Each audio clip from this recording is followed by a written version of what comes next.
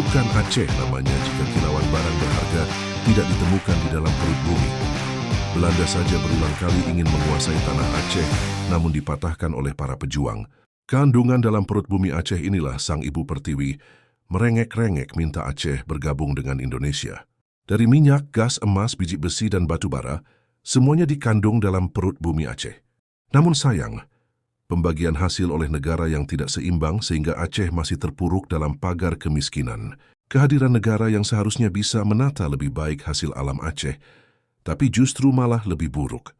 Alhasil, kini warga Aceh mencoba menggali sendiri minyak tanah yang ada di perut bumi, tapi bahaya menanti mereka. Bermodalkan alat seadanya, beberapa lokasi di Aceh dijadikan sebagai usaha rakyat. Kini pemerintah hanya mengimbau agar tetap waspada. Beberapa kali pernah terjadi insiden kebakaran, namun tak membuat nyali mereka lemah, dengan dalih resiko kelaparan keluarga mereka lebih bahaya daripada risiko dalam bekerja.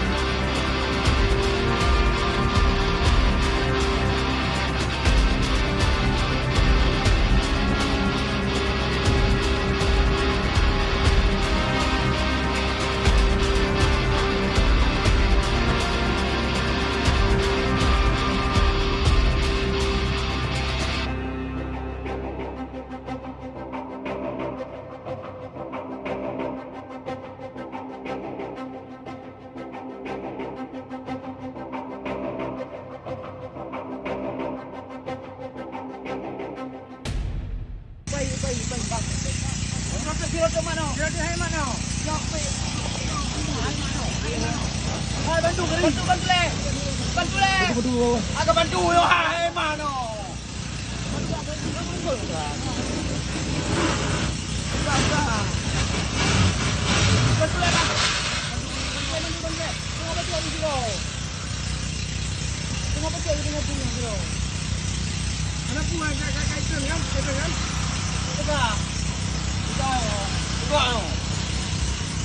Kalau rumah mainan tu kau pun.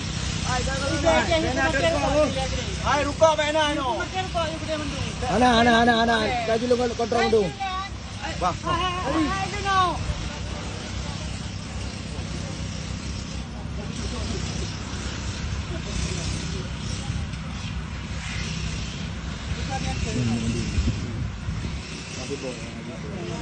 Lagi boy yang dito. Ay dito kaya ako. Udahlah, kare je. Dalau. Kare inan nak kare hai. Yang dalau hana oh. Pajuk dalam. Baik kan, awak ikan ke dah. Aku mau baju nak beli. Awak nak beli tu. Ada mana? Jadi saya dah dah. Kau keren kan.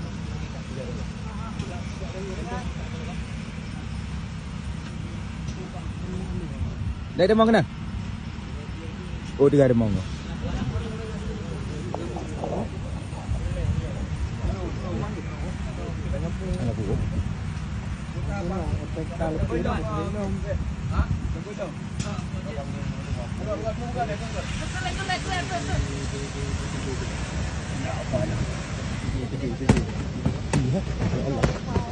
Ya Allah.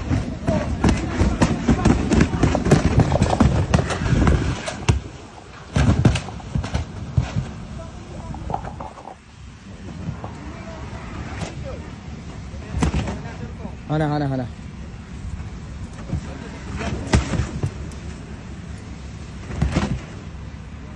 Wak. Kau penuh kena dia wak si wak. Dia ni dia wak tanya mendawa. Macam dia bang.